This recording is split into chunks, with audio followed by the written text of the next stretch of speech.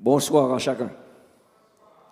Nous voulons remercier notre groupe de chants et nos musiciens qui nous rappellent que aimer, c'est aussi obéir à son Dieu. Aimer, c'est obéir à son Dieu. En tous les cas, il est sûr qu'il a plu aujourd'hui. Il y en a beaucoup qui sont contents.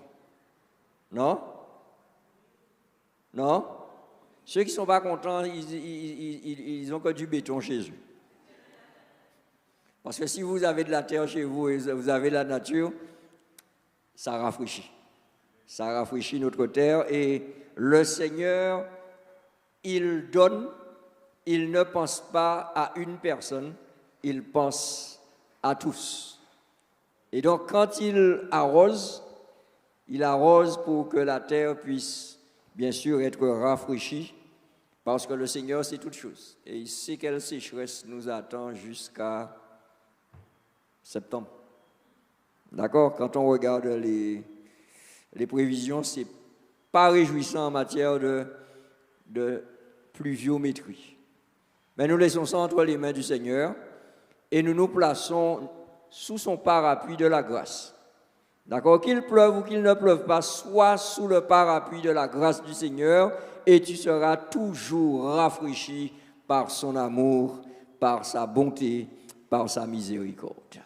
Depuis sabbat matin, nous sommes dans la conjugaison d'un verbe à 5 lettres. A-I-M-E-R. Aimer. Et nous avons vu qu'aimer, c'est se sacrifier. Aimer, c'est quoi encore? C'est être reconnaissant. C'est quoi encore? C'est pardonner. C'est quoi encore? Faire confiance. Aimer, c'est aussi obéir à son Dieu. C'est aussi s'aimer. All right. C'est vrai que si tu ne t'aimes pas, frère Georges, tu ne peux pas aimer madame. Hein? Il t'aime, donc c'est qu'il s'aime. Alléluia. Donc ce soir, nous allons développer ce thème. Obéir, c'est aimer. Alors, je commence par une question. Pourquoi obéissons-nous à la loi de l'État ou aux lois de l'État? C'est une obligation. J'ai entendu quelque chose là qui m'a fait frissonner parce que pourquoi obéissons-nous aux lois de l'État? Et ma soeur bien-aimée m'a dit, si vous m'aimez, gardez mes commandements.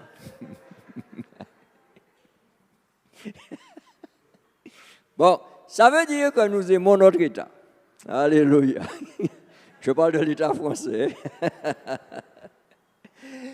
Nous obéissons à la loi parce que la loi est un ensemble de principes qui est là pour faire quoi?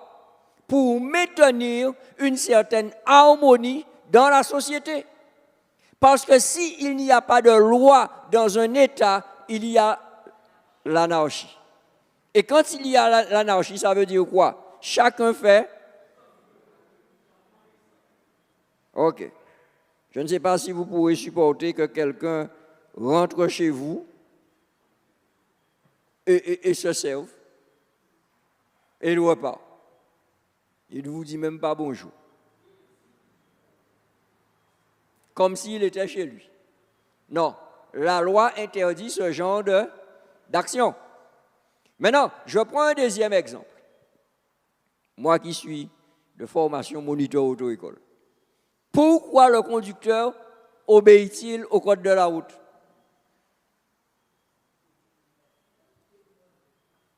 Pour éviter les accidents.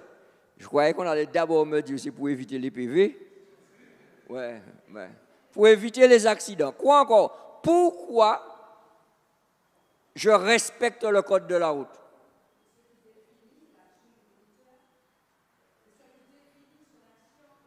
Non, je parle du conducteur, moi. J'ai fini avec le moniteur. Le moniteur, il t'a appris à respecter le code. Après, quand tu as le permis de conduire, c'est un permis de conduire. C'est-à-dire que la petite carte qu'on te donne, le petit papier rose qu'on donnait avant, c'est une permission que tu as eue de conduire. C'est-à-dire que tu as mis en application un certain nombre de règles, tu les as mis en application, on a vérifié lors de ton évaluation que tu es capable de les mettre en application, on te donne un permis de conduire. Maintenant, quand tu respectes... Ah, je vois mon collègue là, il faut que je le salue. Bienvenue à toi, pasteur. Quand tu respectes le code de la route, c'est pourquoi? C'est pour ne pas perdre ton permis de conduire? Oui, entre autres. C'est pour ta sécurité et la sécurité des autres. OK? C'est pourquoi? C'est pour avoir une meilleure fluidité de la circulation. Oui ou non? Non, il y a un embouteillage, mais même dans l'embouteillage, il faut respecter le code de la route. Hein? D'accord? Même quand il y a un embouteillage, tu arrives à un stop, il faut arrêter la voiture. Allô? Allô? Il faut arrêter la voiture. Stop veut dire arrêt. Ça ne veut pas dire glisser comme c'est le passage. Donc, je respecte le code de la route. Et si chacun respecte le code de la route, nous sommes en harmonie dans la circulation. Et d'ailleurs, les spécialistes de la route vous diront, c'est un espace que nous partageons.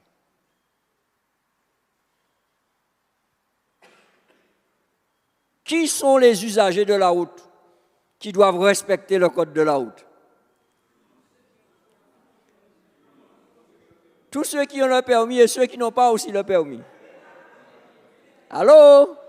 Ceux qui n'ont pas aussi le permis. Parce que le piéton, il doit respecter le code de la route. On lui donne l'obligation de passer lorsqu'il y a un passage piéton à une certaine distance, à moins de 50 mètres d'où il veut traverser, il doit aller sur le passage piéton. Le cycliste, il n'a pas de permis de conduire. Mais quand il est sur la route et qu'il y a un feu rouge, il a intérêt à pas seulement freiner, hein, mais à s'arrêter. La trottinette, c'est la même chose. Donc, en fait, quand une loi est promulguée, quand une loi est définie, c'est toujours pour le bien commun.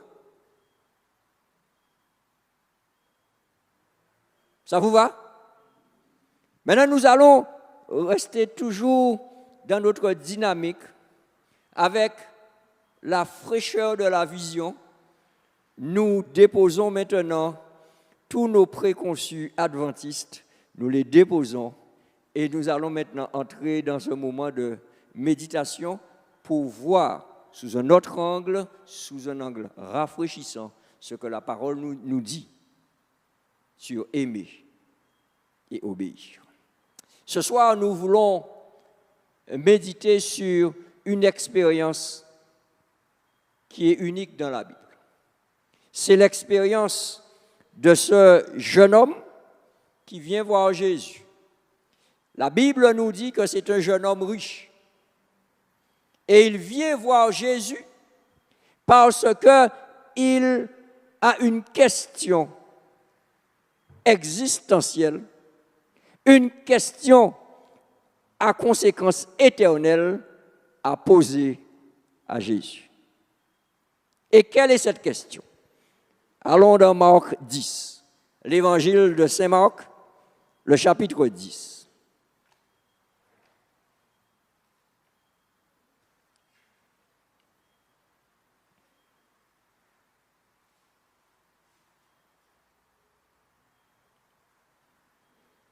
Et lorsque nous lisons à partir du verset 17, la Bible nous dit ce qui suit.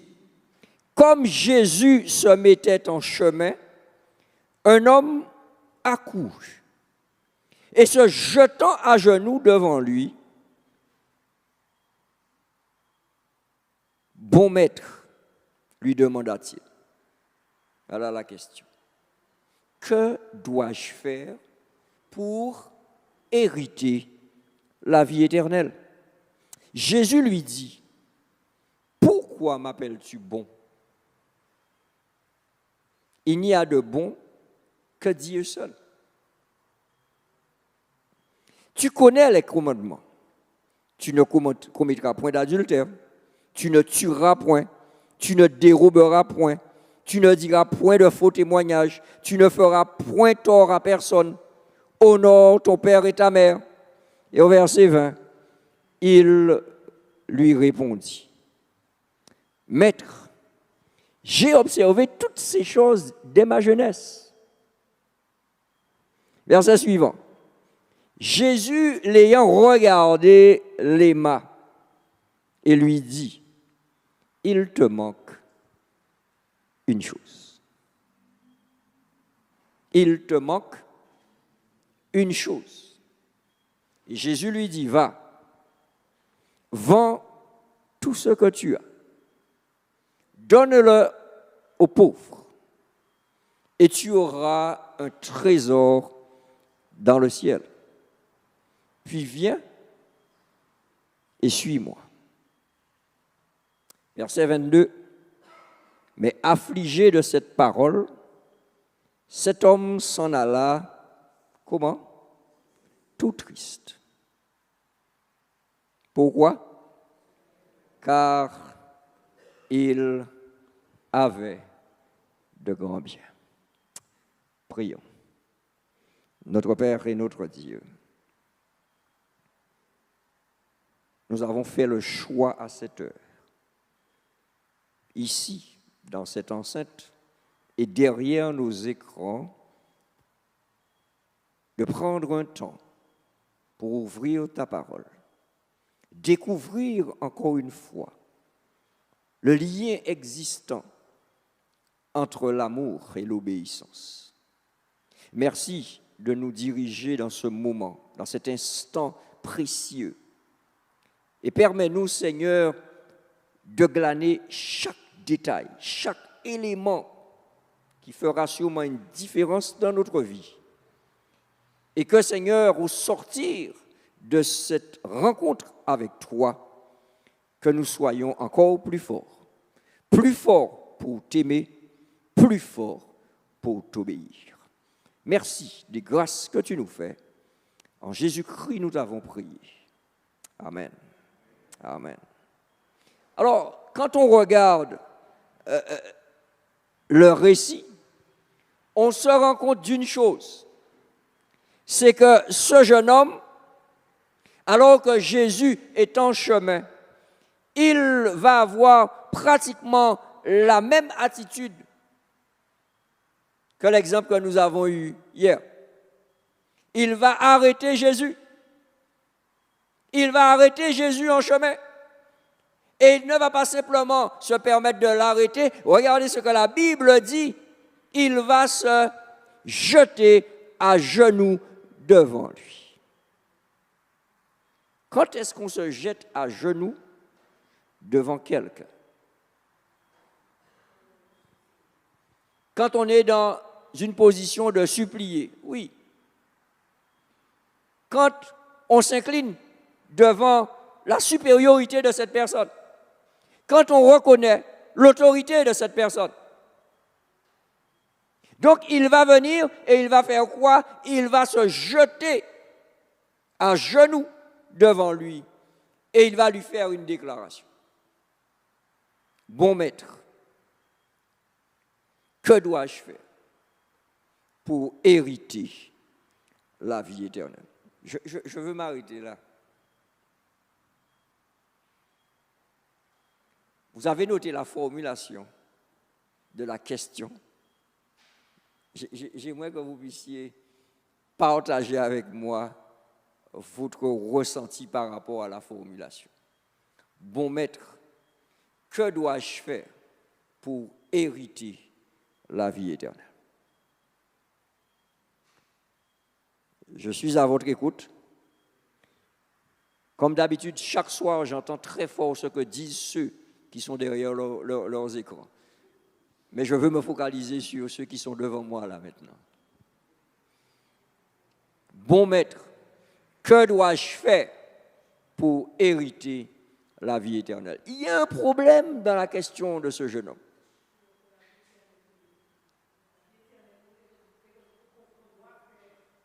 Que? Pourquoi? Pourquoi tu dis cela? OK? OK? En réalité, quand je vous dis qu'il y a... Vas-y. Uh-huh. OK? S'il dit bon maître, c'est qu'il le connaît. OK? Donc, il n'a pas besoin de poser la question. D'accord. Mais peut-être il lui pose la question en disant bon maître parce qu'il dit tu es un si bon maître. Tu es un si bon maître. Tu vas me donner une réponse à cette question. Tu es si bon. You're so good, man. Tu es si bon. Tu as la réponse à cette question. Que dois-je faire pour hériter la vie éternelle? Mm-hmm. Parce que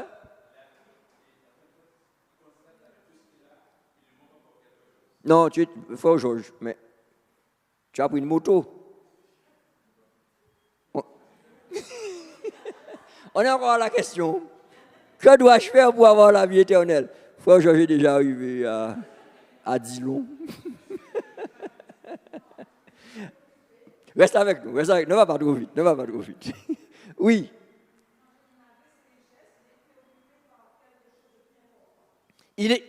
Tu trouves qu'il est préoccupé par quelque chose de plus important. Et en fait, c'est la question la plus importante. Il considère que la question la plus importante, c'est par rapport à la vie éternelle, est-ce qu'il y a quelque chose à faire?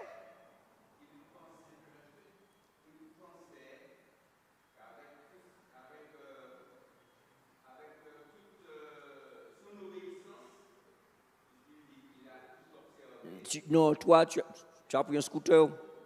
Frère Georges a pris une moto, tu as pris un scooter. Vous allez trop vite. Moi, je suis encore dans le premier verset là. Bon maître, que dois-je faire pour avoir la vie éternelle?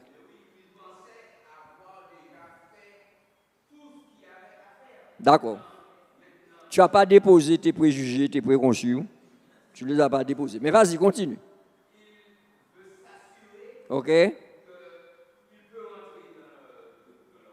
All right. Uh-huh.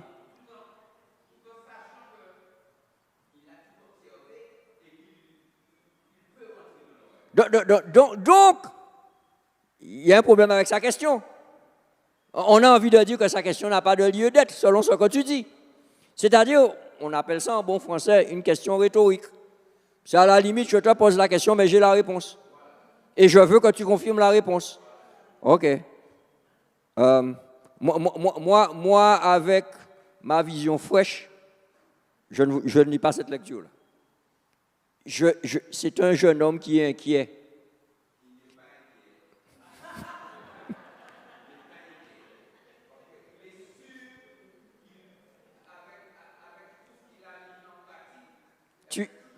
D'accord.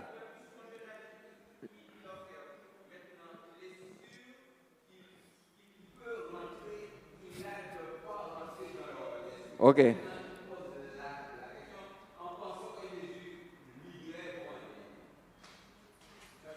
Mon cher, j'ai en face de moi un bon adventiste ce soir, je ne sais pas comment. Bon.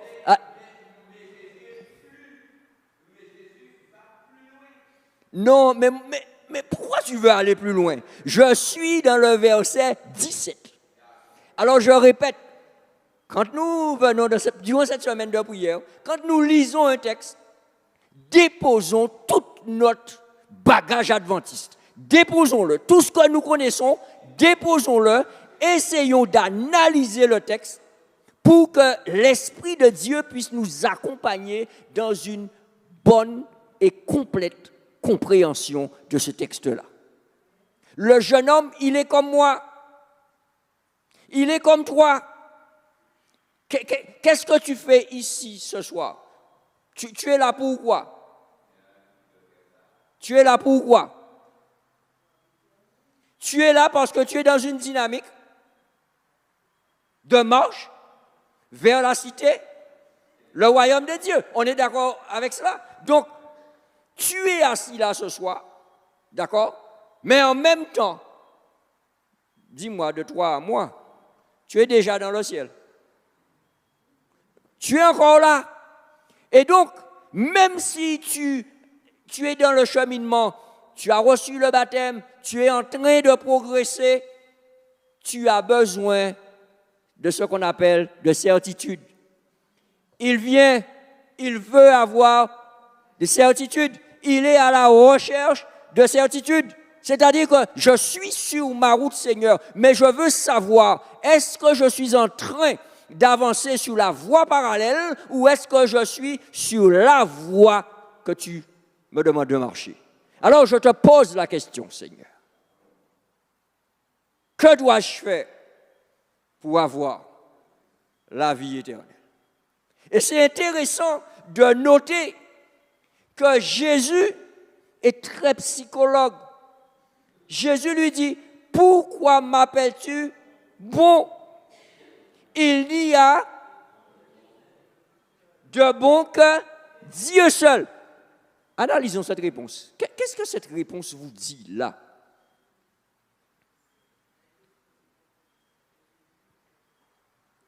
Je dis, on a l'impression que Jésus n'est pas Dieu. OK. Moi, je le prends, tu vois, sous l'autre angle. Je me dis que si il dit, alors frère Georges, vas-y avant, sans prendre la moto.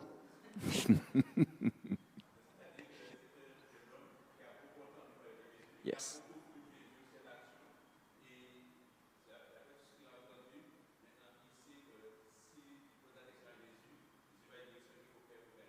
Yes. Jésus a une réputation, ça c'est clair. Et je vous dis qu'il est en train de chercher des certitudes. Alors oui, il a beaucoup entendu parler de Jésus.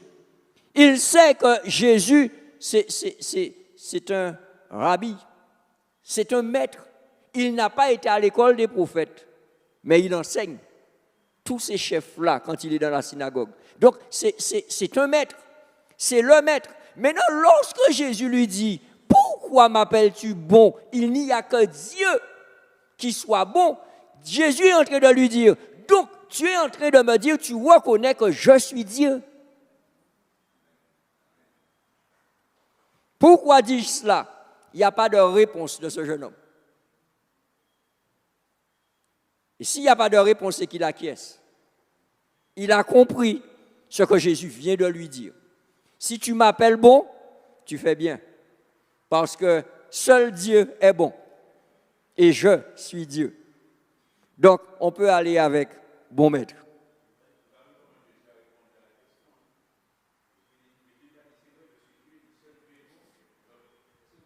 Non, c'est bien ce que tu dis. Non, c'est pour ça que je constate, oui, que tu as déposé la moto, tu es à pied, c'est bien. Non, mais c'est bien cela. C'est-à-dire que, c'est pour ça que je parle de Jésus, le psychologue. Jésus ne va pas le brusquer. Jésus ne va pas le mettre dans une position difficile. Jésus le conforte. Mais pourquoi tu m'appelles bon? Il n'y a que Dieu seul qui soit bon. Et regardez, par rapport à cette déclaration de Jésus, regardez bien, Jésus enchaîne. Et quand Jésus enchaîne, c'est extraordinaire. Parce que Jésus enchaîne sur quelle partie de la loi. La partie horizontale. Waouh! Jésus, de par la réponse qu'il commence à lui donner, Jésus est en train de lui dire, on va d'abord voir la première partie, la partie horizontale. Alors tu connais les commandements. Depuis le 5e, honore ton père et ta mère, et il ne le met pas dans l'ordre, mais il cite. Et ce qui est intéressant, c'est que quand Jésus cite, le jeune homme répond, et on a l'impression qu'il est dans la réjouissance. Parce que par rapport à la question qu'il a posée, la réponse de Jésus est en train de lui mettre du baume au cœur. Il se dit, waouh!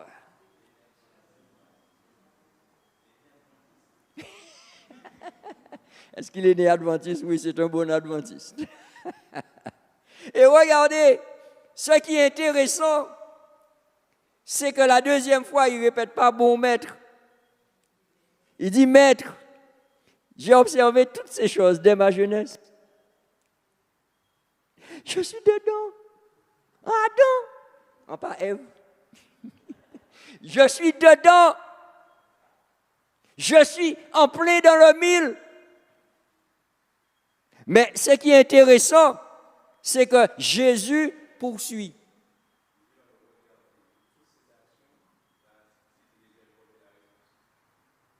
Parce que quand Jésus a donné la première partie, Jésus n'a pas terminé. Mais lui, il se réjouit déjà. Et Jésus poursuit au verset 21. Jésus le regarde. Le regard de Jésus, ce n'est pas mon regard. Ce n'est pas ton regard. C'est le regard d'aucun autre homme. Jésus est capable de percer au-delà de ce que l'œil humain voit. La Bible me dit, Jésus, l'ayant regardé, l'aima.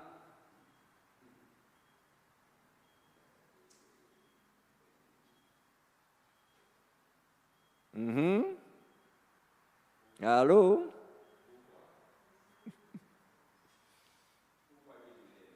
Parce qu'il est en quête de certitude.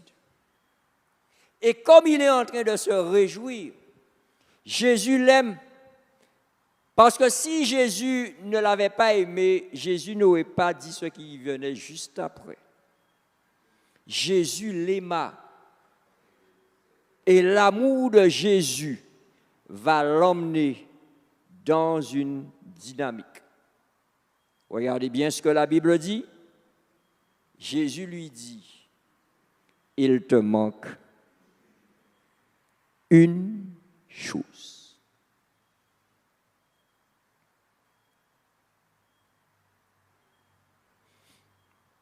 Vas-y, frère Georges, je sens que ça boule tes lèvres, vas-y.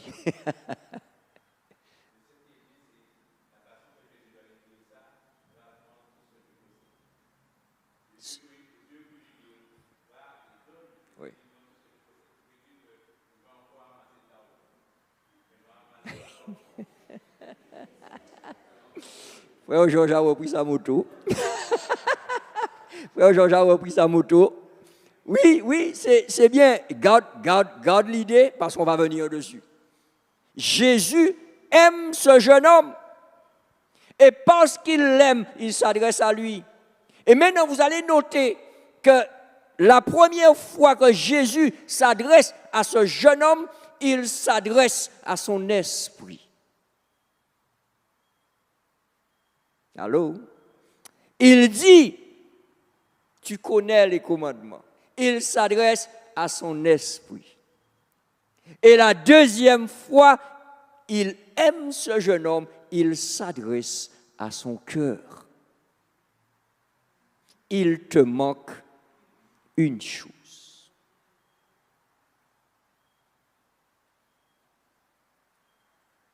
Restez avec moi, hein? il te manque une chose. C'est quoi cette chose? Allons à la recherche dans le texte. Qu'est-ce qui lui manque? D'accord? Parce que Jésus lui dit, il te manque une chose. Mais j'aime la psychologie de Jésus. Jésus ne lui dit pas, il te manque une chose, et c'est ça. Jésus lui dit, il te manque une chose. Maintenant, tu vas devoir t'engager à poser un certain nombre d'actes. Et qu'est-ce que Jésus lui dit? Va. Alors, vous allez noter, hein, il n'y a que des verbes d'action ici. Tout à l'heure, dans la première partie de la réponse de Jésus, il n'y avait pas de verbe d'action. Jésus disait, est-ce que tu connais? Il était dans le côté cognitif. Il était dans le côté connaissance. C'est pour ça que je vous disais tout à l'heure, il s'adresse d'abord à lui par son esprit. Et là maintenant, il va s'adresser à lui par le cœur. Parce que c'est du cœur que viennent les pensées, et les pensées deviennent des actes. Alors Jésus lui dit, va. C'est quel verbe? Allez. Vends tout ce que tu as. C'est quel verbe? Vendre. Et donne. C'est quel verbe? Donner. Et il ajoute à la fin, et tu auras un trésor dans le ciel. Alors, il faut aller, il faut vendre, il faut donner pour avoir. Allô? La Bible est magnifique. La Bible est magnifique. Parce que si tu vas, si tu vends, si tu donnes, le résultat, c'est pas avoir. Hein? Allô? Allô? Allô, allô, allô?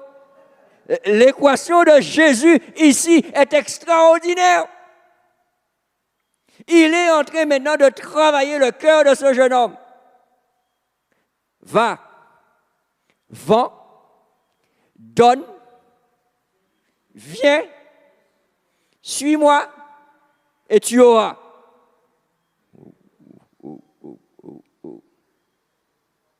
Maintenant, le jeune homme était riche, il est riche. Je ne sais pas de quelle richesse. Mais il me semble que lorsque Jésus arrive à la fin de son équation, Jésus lui dit, tu auras un trésor.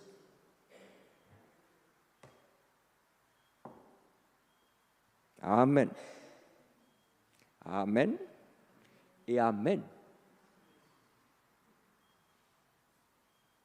Je m'arrête là maintenant après avoir dit amen. Qu'est-ce qui lui manque?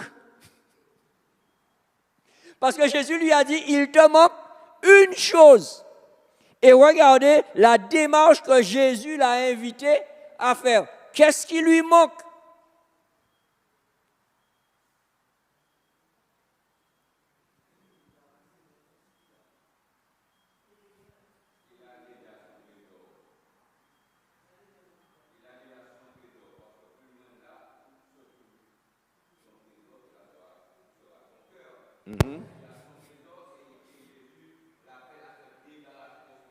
OK? Tu dis? D'accord? Mais moi, je suis à la recherche d'une chose qui lui manque. Vous me donnez tout ce qu'il a. Le frère m'a dit qu'il a déjà son trésor. Tu m'as dit qu'il est attaché à... Mais là, moi, je suis en train de chercher qu'est-ce qui lui manque. Je ne suis pas en train de chercher ce qu'il a. Non, mais je suis d'accord avec toi. Mais Jésus lui a dit, il te manque une chose. Ah, yes. Uh-huh. Il a vu ce qui lui manque. Je ne pense pas. Je ne pense pas. Et quand on va arriver dans le passage tout à l'heure, tu vas être d'accord avec moi. Ce qui lui manque ici, c'est Ça lui manque dès la première partie de la réponse de Jésus. Jésus lui dit, tu connais les commandements. En réalité, il a observé la loi sans amour, ni pour le vertical, ni pour l'horizontal. What? Et Jésus commence avec l'horizontal. N'oubliez pas. Jésus lui dit, tu connais les commandements. C'est bien par là que Jésus a commencé. Et Jésus lui cite les commandements. Et les 6 commandements, les 6 derniers commandements sont liés à mon amour pour l'autre. Oui ou non? Yes. Et qu'est-ce que Jésus lui dit après lui avoir dit qu'il lui manque une chose? Jésus lui dit maintenant.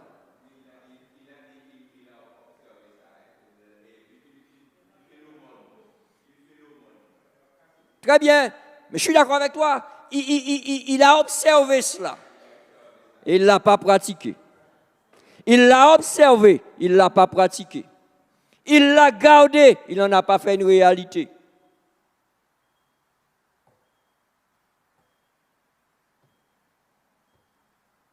Et Jésus lui dit, pour qu'il comprenne bien,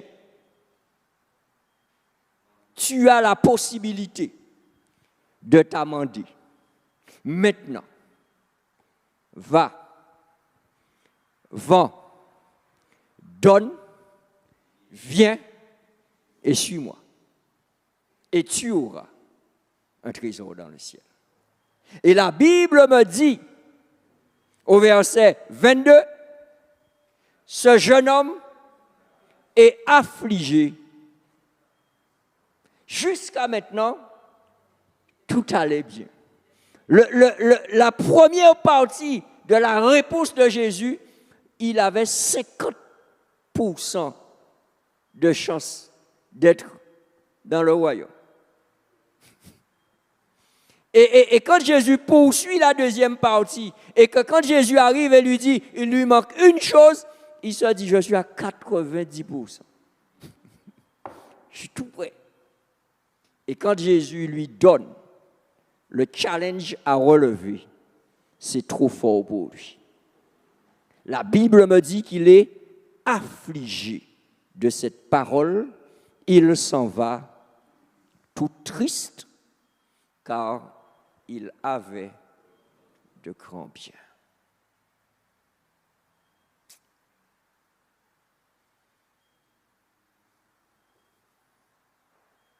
Qu'as-tu comme bien? As-tu de grands biens? As-tu de très, très grands biens? Aujourd'hui, la richesse ne se mesure pas. Nous sommes dans la dynamique spirituelle maintenant. Elle ne se mesure pas simplement au côté financier. Mais c'est tout ce qui compte pour moi. Tout ce dont je ne peux pas me détacher. En réalité, Jésus n'a jamais touché directement la première partie de la loi. Et c'était là le gros problème de ce jeune homme. Il était un idolâtre invétéré.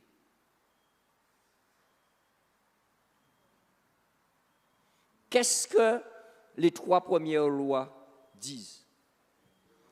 Tu n'auras pas d'autres dieux devant ma face. Quand nous parlons de Dieu, dans ce contexte de la loi, nous parlons d'adoration. Le Seigneur lui dit, tu ne mettras rien au-dessus de moi. Quelle est la deuxième loi? Tu ne te feras point d'image taillée, etc. Et tu ne te prosterneras. La troisième, tu ne prendras point mon nom en vain. Mes amis, quand nous analysons ce passage, c'est pas ce que ce jeune homme a fait. Il a brisé ces commandements-là. Et on comprend qu'il soit affligé. Parce qu'en fait, il avait une mauvaise conception du salut.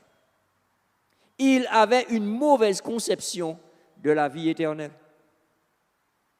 Il pensait que c'est en faisant certaines choses qu'il allait avoir le droit, sans être transformé de cœur et d'esprit, d'hériter le royaume de Dieu. Et dans sa réponse, Jésus est en train de faire un travail.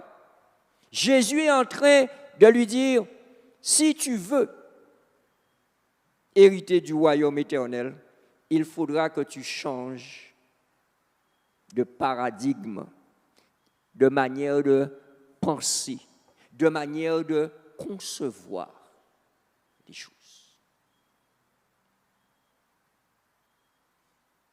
Et la deuxième phrase qui est marquée sur l'écran,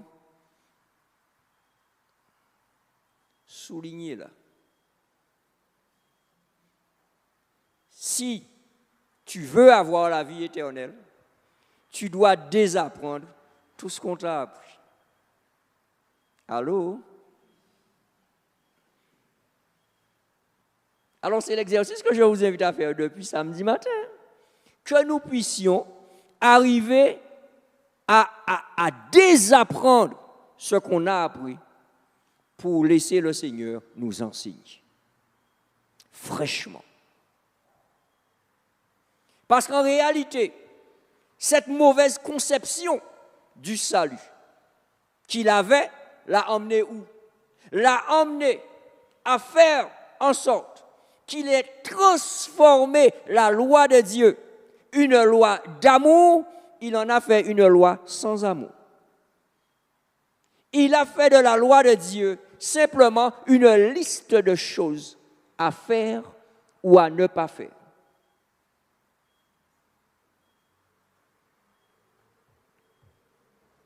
Je regarde certains visages, il y a des gens qui sont inquiets. Est-ce que quelquefois, nous n'avons pas pensé ainsi? Vous avez eu toute la précaution que le pasteur a prise. Est-ce que nous n'avons pas pensé ainsi? Parce que moi, je suis dans la dynamique que nous ne pensons plus comme cela. Est-ce qu'à un moment déterminé, on n'a pas eu l'impression que pour être un bon enfant de Dieu, il fallait appliquer une liste de choses? Allô? Alors, je ne sors pas, je dirais, de nulle part. Je suis un ancien directeur de jeunesse qui... Non, on va changer la chose. Je suis un directeur de jeunesse qui a été en poste pendant longtemps. Je suis toujours un directeur de jeunesse en puissance. Je suis en train par rapport à cette réalité, de comprendre les questions que mes jeunes ont eu l'occasion de me poser par rapport à la manière que nous faisons les choses dans l'Église.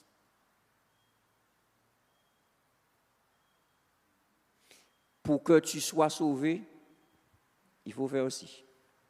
Il faut faire ça. Qu'est-ce qu'on peut dire, Rachel? Le sabbat.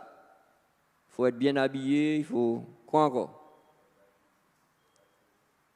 Il ne faut pas regarder la télé. Faut pas... Oui, non, mais vous avez toute une liste de choses. Et mes jeunes me disaient, mais pasteur, mais qu'est-ce qu'on peut faire? C'est comme ça qu'ils me posaient la question. Mais qu'est-ce qu'on peut faire? Puisqu'on nous dit, on nous donne toute une liste de choses.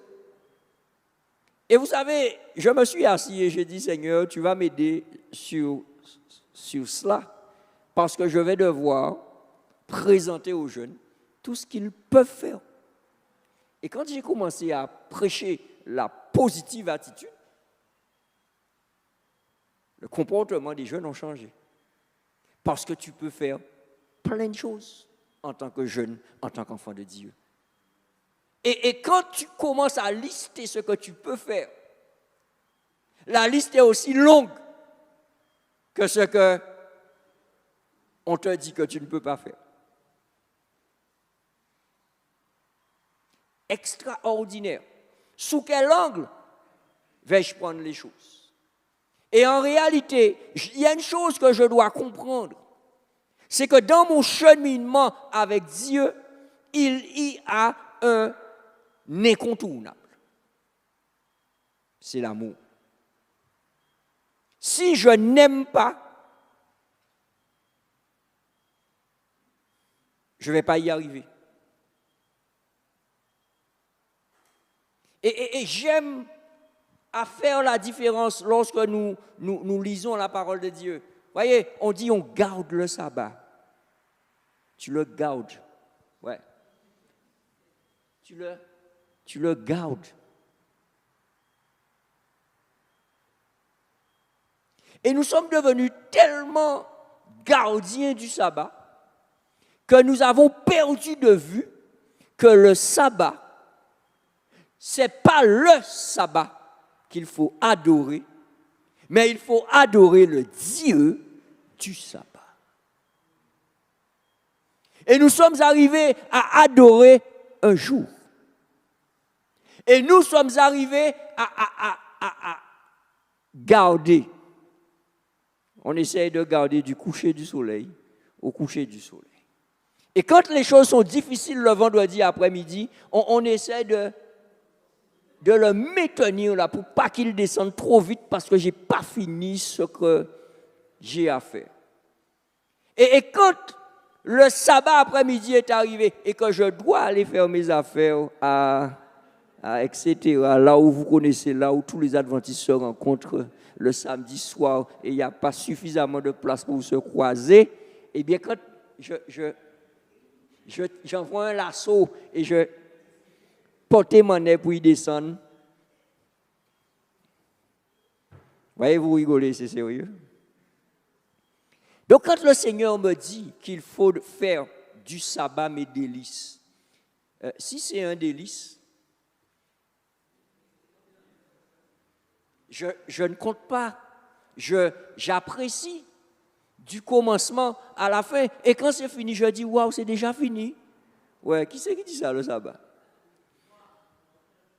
Qui? Ok, il y a quelques personnes qui disent ça. Alléluia, alléluia. Mes amis, il faut qu'on arrive à comprendre une chose. Si je ne fais pas quelque chose par amour, la chose est vide de sens.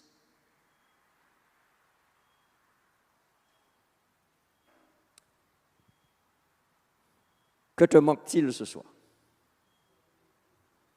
Que te manque-t-il ce soir?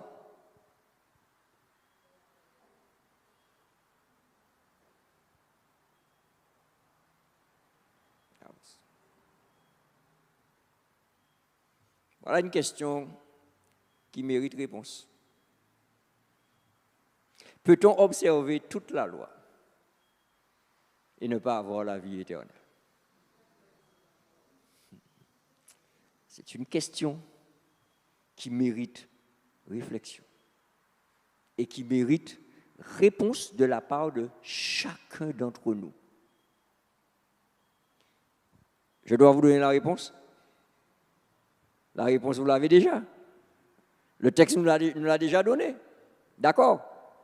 Maintenant, le Seigneur nous rappelle, dans Jean 14, 15, l'incontournable, c'est l'amour.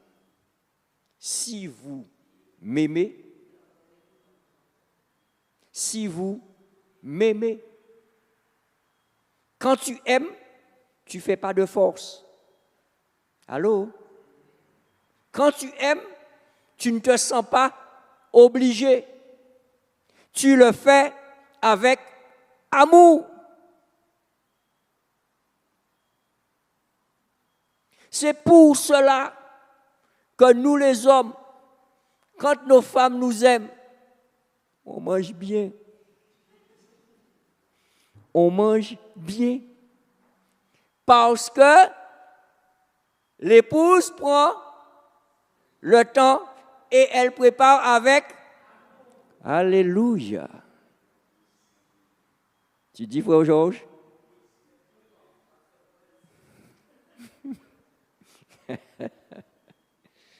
Donc c'est très important. J'aime toujours apprendre un exemple de la réalité. Maintenant, nos sœurs sont contentes quand les alentours de la maison sont propres et que le gazon est bien tondu et qu'il n'y a pas des feuilles qui se baladent partout et quand le vent passe, le vent emmène ça dans la maison, etc. Mais quand je le fais avec amour. Donc quand je viens à la rencontre de mon Dieu, c'est dans le même état d'esprit quand je viens à la rencontre de ma fiancée.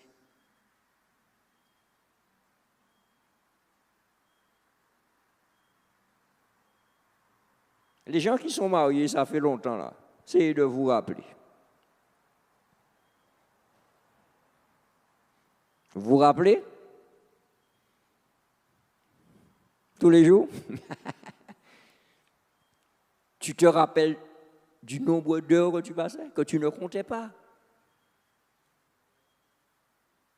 Et des fois, tu es avec ta fiancée après une journée, soit d'études, soit de travail, et tu es là, tu as l'impression que tu viens d'arriver, et en fait, ça fait 3 heures que tu es là. Quand on aime, on ne compte pas. C'est ce que le Seigneur a voulu faire comprendre au jeune homme riche. Et en réalité, ce jeune homme, il y a quelque chose qu'il n'a pas compris. C'est qu'il était riche, mais en fait, il était pauvre.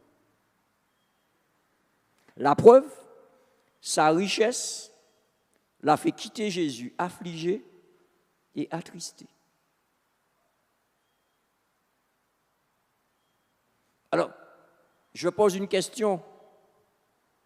Qu'est-il arrivé à ce jeune homme? Je ne sais pas. La Bible ne... Il est mort. Oui, c'est une certitude. C'est sûr qu'il est mort. Mais je ne posais pas la question dans ce sens-là. Quand je dis, dans le passage, c'est resté ouvert. On ne sait pas si après il est revenu sur sa décision. On ne sait pas s'il a persévéré dans la direction dans laquelle il était déjà. Mais Jésus a croisé son chemin. Et cette rencontre avec Jésus était un carrefour de sa vie. Et tout le reste de sa destinée éternelle était déterminé par cette rencontre-là. Alors, oui. Yes. Mais tu notes que la Bible nous dit qu'il s'est en allé dans une autre direction. Je pose la question, je dis qu'est-ce qui lui est arrivé par la suite? Pourquoi je pose cette question? C'est que notre Dieu est un Dieu des 2e et 3e et 4e chances. On ne sait pas. Mais il a eu l'opportunité là de démontrer qu'aimer, c'est obéir. Alors, il y a une chose qui est sûre. c'est que quand je suis dans cette dynamique de pouvoir faire les choses de manière mécanique, je finis simplement par faire en sorte que je dénature la loi de Dieu. Parce que quand vous analysez, je l'ai déjà dit et je le répète souvent, la loi du Seigneur, les 10 commandements, c'est une loi d'amour. C'est 10 règles d'amour. C'est amour 1 envers le Seigneur et amour envers mon prochain. Donc, tout est amour. Et quand je suis dans cette dynamique-là, je peux comprendre que si j'approche la loi de Dieu sans amour, eh bien, c'est comme une entreprise sans but. C'est comme une vie sans sens. C'est-à-dire que tu viens là, samedi matin, dimanche soir, mercredi soir, mais tu es dans un formalisme, c'est-à-dire que je vais à la messe, mais je ne vais pas à la rencontre de mon Dieu que j'aime. Parce que plus je passe du temps avec celui que j'aime, et plus mon amour pour lui grandit. Et plus mon obéissance est juste une seconde nature. Parce que je ne m'inquiète pas. Quand j'aime Dieu, je n'obéis pas comme un esclave bête et discipliné. Quand j'aime Dieu, je découvre que Dieu m'aime plus que je ne l'aime. Allô? Je découvre qu'il m'a aimé le premier. Je découvre qu'il me supporte même dans mon péché. Je découvre qu'il a tout mis en place pour moi, pour mon bonheur de maintenant et mon bonheur à venir. Je découvre que Dieu est amour. Et quand je lui obéis, je ne lui obéis pas parce qu'il me force à lui obéir. Mais c'est parce qu'il me présente le tableau. Il me dit, si tu m'aimes et tu obéis, voilà ce que tu auras, un trésor dans le ciel. Donc en fait, mon obéissance est liée à mon amour pour lui, est liée à son amour pour moi. Et en réalité, il serait temps pour nous, peut-être dans notre compréhension, de faire évoluer le mot obéir. On n'a pas de vocabulaire pour je ne sais pas si vous comprenez ce que je suis en train de dire. Puisqu'on a tellement galvaudé cette terminologie qu'aujourd'hui, quand tu obéis, on a l'impression que c'est un acte de faiblesse. Allô? Est-ce que c'est vrai ce que je suis en train de dire? On a l'impression. Maintenant, je vais vous donner un exemple qui va être un contre-exemple de cela. Lorsque tu es malade, et que le médecin te donne une prescription, quand tu obéis à la prescription, ce n'est pas un aveu de faiblesse. Allô? Ce n'est pas un aveu de faiblesse, c'est un aveu de confiance. Tu lui fais confiance par rapport à son diagnostic. Tu lui fais confiance par rapport à sa prescription. Le Seigneur a fait le diagnostic de ta vie. Et le Seigneur te dit que tu es condamné si tu n'appliques pas la prescription qu'il t'a donnée. Allô? La prescription est en 10 points. C'est la loi d'amour du Seigneur. Le Seigneur te dit, tu peux guérir de cette maladie. Tu peux guérir. La prescription, je te l'ai donnée. Applique-la. Et tu seras guéri. Et si tu l'appliques avec foi, ta foi t'a sauvé. Chers amis, chers frères et sœurs, chers jeunes, yes. Aimer et obéir, c'est une histoire de cœur. Et je dois apprendre absolument à faire la différence entre ce qui est important et ce qui est essentiel. Dans le cas du jeune homme riche, il était important d'observer les commandements. Mais il était essentiel d'aimer Dieu et son prochain. Et dans la vie de tous les jours, ce que tu fais est important. Mais pour Dieu, c'est ce que tu es qui est essentiel.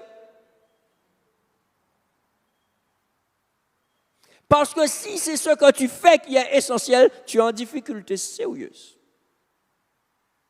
Parce que de nature, tu es pécheur, tu es pécheresse. Est-ce qu'on est d'accord avec cela? Et Dieu ne peut pas placer le curseur de l'essentiel sur ce que tu fais. Parce que s'il le fait, tu n'as aucune chance d'être sauvé. Alors il place le curseur sur qui tu es. Parce que quand tu es en Jésus, tu es une nouvelle créature. Les choses anciennes sont, et toutes choses sont devenues nouvelles. Tu as reçu en Jésus-Christ un nouveau cœur. Tu as expérimenté en Jésus-Christ une transplantation cardiaque. Et avant d'expérimenter cette transplantation cardiaque, tu as eu une transfusion sanguine à Golgotha.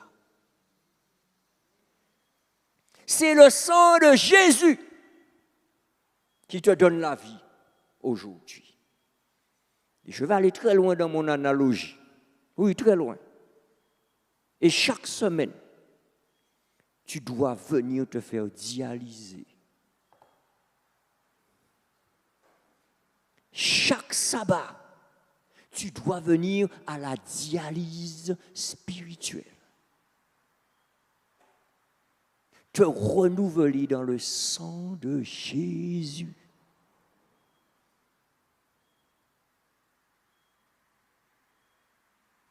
Donc, quand tu as compris cela, tu ne viens pas le sabbat pour venir embêter les gens. Tu ne viens pas le sabbat pour venir critiquer les gens. Tu ne viens pas le sabbat pour venir regarder comment les gens sont habillés. Allô? Allô? Tu ne viens pas le sabbat pour savoir qu'est-ce que frère Georges va encore raconter quand il va prêcher. Tu viens rencontrer ton Seigneur et tu viens recevoir la dialyse salvatrice du sang de Jésus. Et quand tu approches les choses comme cela, tu attends avec impatience le coucher du soleil le vendredi soir. Et là, tu n'as plus de goal ou de machin pour essayer de bloquer le vendredi. Et tu n'as plus de lasso le samedi après-midi pour essayer de le faire descendre parce que tu es juste bien avec ton Seigneur. Et quand tu es bien avec ton Seigneur, tu es bien avec tes frères et sœurs. Allô? Parce qu'il y a des gens qui fonctionnent à l'envers, vous voyez? Oui. Il y a des gens qui pensent qu'il faut d'abord être bien avec son frère pour être bien avec le Seigneur.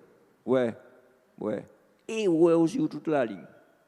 Parce que si tu n'es pas bien avec le Seigneur, tu ne peux pas exprimer cet amour qu'il te donne envers celui qui est à côté de toi et qui est aussi mauvais que toi. Allô? Non, mais il faut dire les choses telles qu'elles sont. Il ne faut pas... d'accord? Donc, il faut d'abord que j'aille dans ce sens-là et que la grâce du Seigneur me transforme. Et quand cette grâce m'a transformé, vous savez quoi? Mes yeux ne voient plus comme ils voyaient. Je ne vois plus mon frère comme étant ni ceci, ni cela. Je ne vois plus ma soeur comme étant ni ceci, ni cela. Je ne vois plus le jeune comme étant, il n'est pas encore mûr, c'est quand il sera mûr. Vous savez, les jeunes, tout le temps, leur disent ça. Tu n'es pas encore mûr. Et des fois, il y a une pourrie. Parce que Dieu n'est pas mûr, attends, tu n'es pas encore mûr. Non, je verrai mon jeûne comme étant un potentiel à mettre au service du Seigneur maintenant. Je verrai mon frère, je verrai ma soeur, je verrai mon voisin, je verrai mon collègue comme un candidat potentiel pour l'éternité. Tout comme moi. Et je marcherai sur le même pied d'égalité que tous ceux que je croiserai. Et mes amis, dans ce contexte-là, on peut aimer. Dans ce contexte-là, on peut obéir.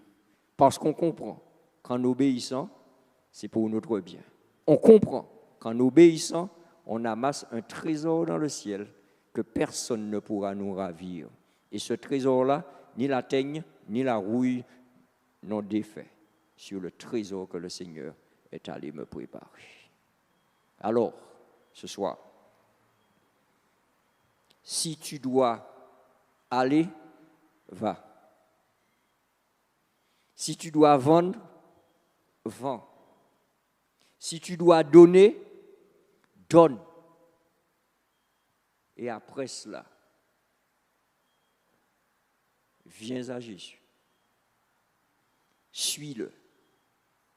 Et ton trésor t'est réservé dans le ciel. Si ton cœur est au ciel, ton trésor est au ciel. Et c'est pour cela que le Seigneur te dit, dans Colossiens 3, affectionne-toi des choses d'en haut. Depuis hier soir, je vous le dis, élevons-nous dans une autre dimension, par notre relation avec Dieu. Voyons les choses d'en haut, parce que d'en haut, les choses sont plus simples, sont plus belles, les choses sont parfaites, parce que c'est le Seigneur qui les fait. Jérémie 33 le dit, le Seigneur est celui qui fait, c'est lui qui conçoit et c'est lui qui exécute toutes choses. Lui dont le nom est l'Éternel. Laisse le Seigneur faire dans ta vie. Laisse-le concevoir dans ta vie. Laisse-le exécuter dans ta vie. Aime-le comme ton Seigneur.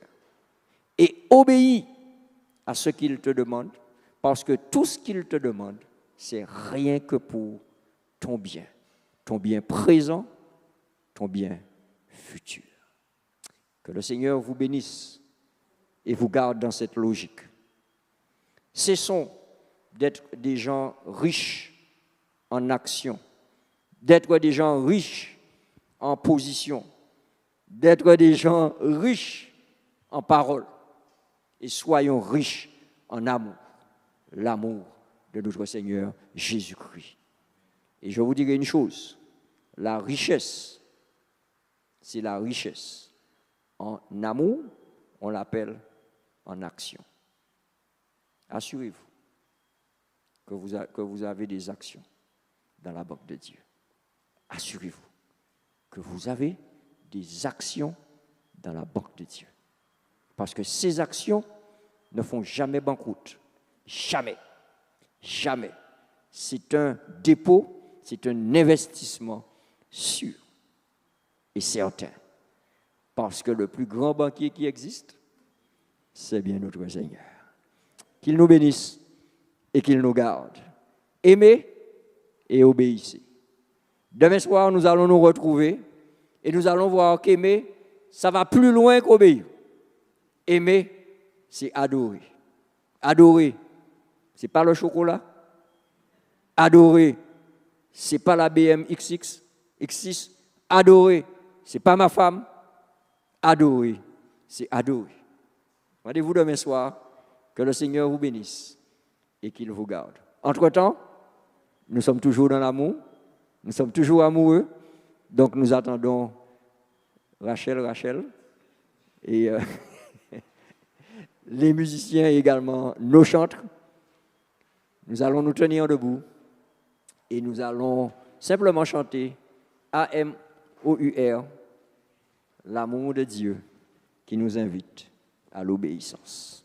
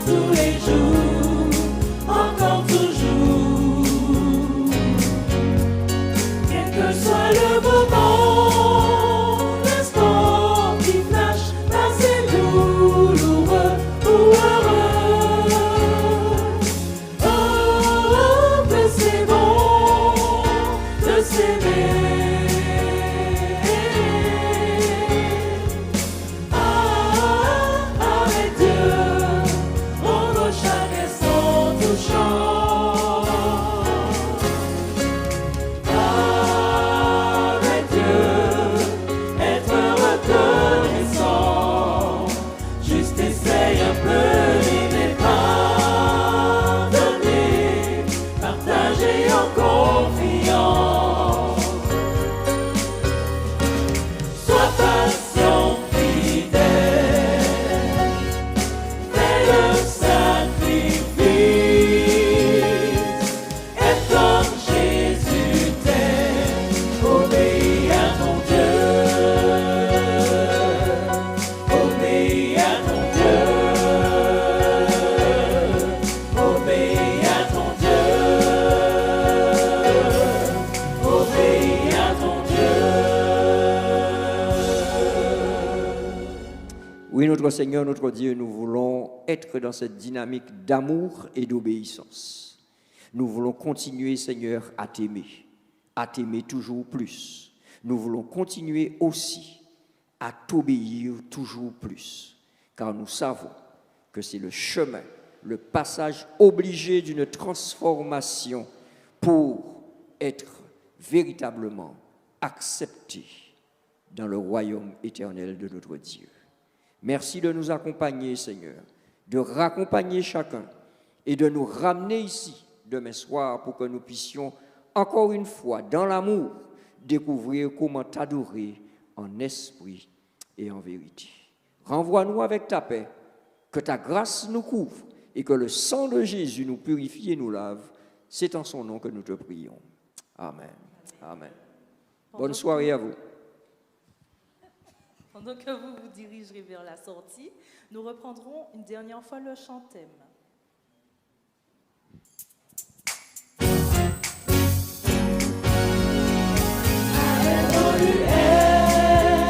Aimer encore tous les jours, encore toujours,